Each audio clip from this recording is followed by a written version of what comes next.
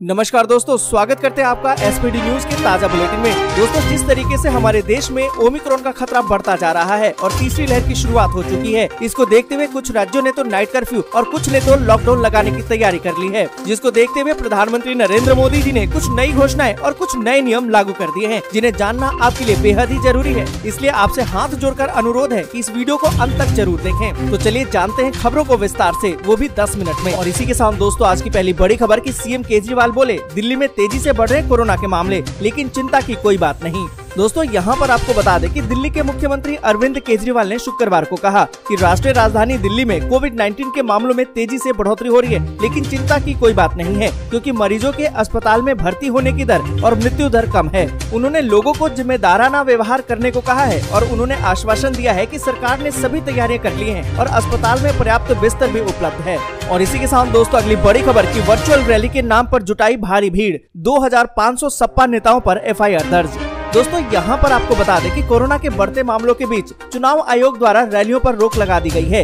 ये पाबंदी 15 जनवरी तक जारी रहने वाली है, लेकिन सपा के लखनऊ कार्यालय के बाहर लोगों का भारी हुजूम देखने को मिला। सपा ने इसे नाम जरूर वर्चुअल रैली का दिया, लेकिन वहाँ पर सोशल डिस्टेंसिंग की धज्जियां उड़ाई गई और किसी ने भी कोरोना प्रोटोकॉल का पालन नहीं किया। अब सपा के खिलाफ एफआईआर दर्ज कर ली गई है। कुल 2500 कार्यकर्ताओं के खिलाफ मुकदमा दर्ज हुआ है। अभी तक समाजवादी पार्टी की तरफ से इस विवाद पर कोई सफाई पेश नहीं की गई है, लेकिन बीजेपी ने इसे बड़ा मुद्दा बना लिया है। बीजेपी प्रवक्ता गौरव भाटिया ने जोर देकर कहा कि सपा ने कोरोना काल में चुनाव आयोग के नियमों का मखौल उड़ाया है, सोशल डिस्टेंसिंग के नियम को तार-तार कर दिया है। तो दोस्तों, आपको क्या लगता है, क्या वाकई में सपा के खिलाफ अब एफआईआर कर ली गई है? तो क्या उन पर एक्शन भी लिया जाएगा? अपनी राय कमेंट के जरिए जरूर बताएं। और इसी के साथ दोस्तों, अगली बड़ी खबर की बच्चों में दिख रहा है ओमिक्रॉन का ये नया लक्षण, डॉक्टर ने किया है सावधान। दोस्तों, यहाँ पर आपको बता दें कि देश भर में ओमिक्रॉन के तेजी से बढ़ने से पेरेंट्स की चिंता काफी बढ़ गई है, क्योंकि 15 साल से कम उम्र के बच्चों की वैक्सीन आने में अभी काफी समय है। ऐसे में पेरेंट्स इस बात को लेकर परेशान हैं कि कोरोना के इस नए वेरिएंट से छोटे बच्चों को कैसे बचाया जाए। इम्यूनिटी अच्छी होने के बावजूद भी अब बच्चों के भी कोरोना से संक्रमित होने के मामले बढ़ने लगे हैं। हेल्थ एक्सपर्ट बच्चों को इस वायरस से बचाकर रखने की सलाह दे रहे हैं। फिलहाल बच्चों में ओमिक्रॉन के कोई गंभीर लक्षण नहीं दिखाई दे रहे, लेकिन अमेरिका के अस्पतालों में बच्चों की भर्ती होने की संख्या तेजी से बढ़ रही है। और आपको बता दें कि एक्सपर्ट का तो कहना ये है कि बच्चों में ओमिक्रॉन के लक्षण बड़ों से अलग हो सकते हैं। दक्षिण अफ्रीका के डिस्कवरी हेल्थ की एक स्टडी में पाया गया है कि ओमिक्रॉन के सबसे आम लक्षण जैसे कि नाक बंद होना, गले में खराश या चुभन, खांसी सूखी होना, पीठ के निचले हिस्से में दर्द होना। वहीं आपको बता दें कि अमेरिका के एक डॉक्टर ने बताया है कि बच्चों की तुलना में बड़ों में गले में खराश और कफ बहुत ज्यादा देखने को मिल रहा है। ये सुनने में आ रहा है कि ज्यादातर मामले हल्के हैं, लेकिन फिर भी ये लोग बीमार पड़ रहे हैं। डॉक्टर ने कहा है कि इसमें कोई हैरानी की बात नहीं है कि ज्यादातर बच्चों को कोविड-19 हो रहा है। डेल्टा की तुलना में ओमिक्रॉन ज्यादा तेजी से फैल रहा है। यही वजह है कि ज्यादातर बच्चे इसके संपर्क में आने लगे हैं और बीमार पड़ने लगे हैं। और ओमिक्रॉन की वजह से कुछ बच्चे तो अलग तरीके से व्यवहार कर रहे हैं। इससे संक्रमित कुछ बच्चों में काली खांसी देखने को मिल रही है। इसमें सांस लेते समय घरघराने या फिर भौंकने जैसी आवाज आती है।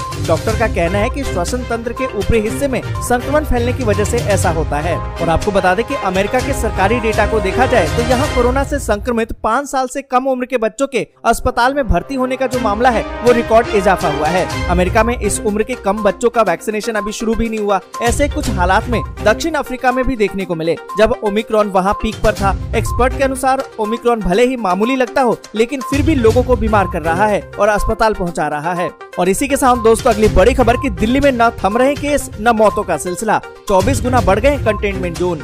दोस्तों, यहाँ पर आपको बता दें कि राष्ट्रीय राजधानी दिल्ली में कोरोना के मामले तेजी से बढ़ने लगे हैं। इसी के साथ कंटेनमेंट जोन की संख्या भी अब बढ़ गई है। बीते 15 दिनों में दिल्ली में कंटेनमेंट जोन 24 गुना बढ़ गए हैं। 31 दिसंबर को दिल्ली में 945 कंटेनमेंट जोन थे, जिनकी संख्या 13 जनवरी तक बढ़कर 24,000 के करीब पहुँच गई है। तो दोस्तों, इसी से आप अंदाजा लगा सकते हैं कि 945 कंटेनमेंट जोन थे, जो अब बढ़कर 24,000 के करीब पहुँच गई है। आपको बता दें कि किसी भी इलाके या घर को कंटेनमेंट जोन तब घोषित किया जाता है जब वहाँ 3 से ज्यादा संक्रमित मिलते हैं। हालांकि जिला अधिकारी अपने विवेक से किसी भी इलाके को कंटेनमेंट जोन घोषित कर सकते हैं। दिल्ली में फिलहाल ऐसे कई कंटेनमेंट जोन हैं जहां 3 से भी कम मरीज हैं। दोस्तों, आगे बढ़े उससे पहले वीडियो को लाइक और शेयर जरूर कर दें। अगर अभी तक आपने चैनल को सब्सक्राइब नहीं किया है तो सब्सक्राइब जरूर से कर लें। और इसी के साथ दोस्तों, अगली बड़ी खबर के 8 यात्रियों तक के वाहनों के लिए 6 एयरबैग अनिवार्य, नितिन गडकरी का ऐलान।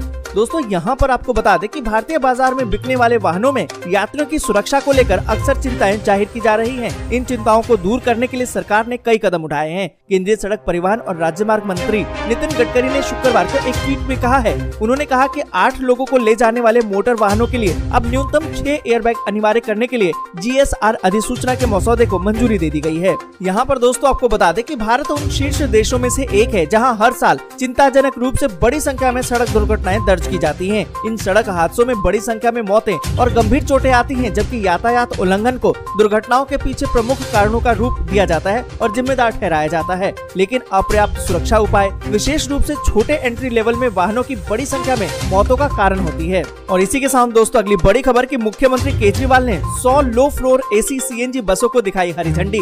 परिवहन बेड़े में सर्वाधिक 6,900 बसें। दोस्तों यहाँ पर आपको बता दें कि दिल्ली सरकार ने दिल्ली की परिवहन व्यवस्था को और सुदृढ़ करते हुए बेड़े में 100 नई लो फ्लोर AC CNG बसों को शामिल कर लिया है। राजघाट बस डिपो से शुक्रवार को मुख्यमंत्री अरविंद केजरीवाल ने इन सभी बसों को हरी झंडी दिखाई। दिल्ली में अब बसों की संख्या बढ़कर 6,900 हो गई है, जो अब तक की सर्वाधिक है।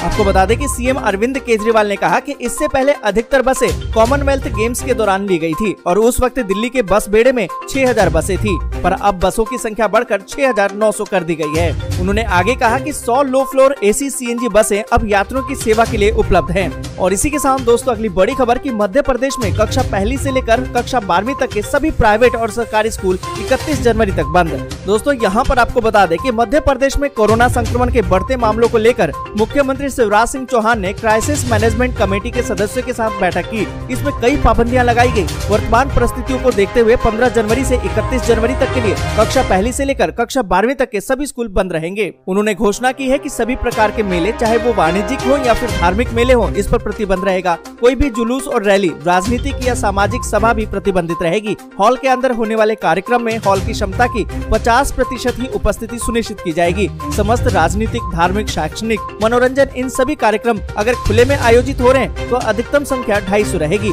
बड़ी रैली, बड़ी सभा, बड़े आयोजन अभी प्रतिबंधित रहेंगे। सभी प्रकार के खेल गतिविधियां बिना दर्शकों के ही की जा सकेंगी। साथ ही उन्होंने बताया कि प्री बोर्ड की परीक्षाएं 20 जनवरी से किया जाना प्रस्तावित था। उन परीक्षाओं को टेक होम एग्जाम के रूप में आयोजित किया जाएगा। स्कूलों में इस तरह की व्यवस्था बना ली जाए। हमारी कोशिश होगी कि आर्थिक गतिविधियां बंद न हो। नाइट कर्फ्यू जारी रहेगा। और इसी के साथ दोस्तों अगली बड़ी खबर की ठंड के साथ बारिश भी बढ़ाएगी इन राज्यों में लोगों की मुश्किलें। जाने IMD का अनुमान। दोस्तों आपको बता दें कि उत्तर भारत में ठंड और कोहरे की दोहरी मार पड़ रही है। उत्तर भारत के कई इलाकों में ठंड बढ़ गई है, वहीं कोहरे से भी लोग परेशान हैं। कई इलाकों में घना कोहरा छाया हुआ है। कोहरे के कारण विजिबिलिटी भी काफी कम हो गई है। वहीं आपको बता दें कि उत्तर भारत में ठंड से बेहाल लोगों की मुसीबतें और बढ़ने वाली है। भारतीय मौसम विज्ञान विभाग ने अगले 2 दिनों के दौरान पूर्वी और आसपास के इलाकों में बारिश का अनुमान जताया है। साथ ही अगले 4-5 दिनों में घना कोहरा और ज्यादा परेशान करने वाला बताया है। मौसम विभाग की माने तो अगले कुछ दिनों में घना कोहरा भी देखने को मिलेगा। आपको बता दें कि मौसम विभाग ने अगले 2 दिनों के दौरान पश्चिमी हिमालय क्षेत्र, असम, मेघालय, नागालैंड, मणिपुर, मिजोरम और त्रिपुरा में घने कोहरे की संभावना जताई है। जबकि अगले 3 दिनों के दौरान पंजाब, हरियाणा, चंडीगढ़, दिल्ली, यूपी, बिहार,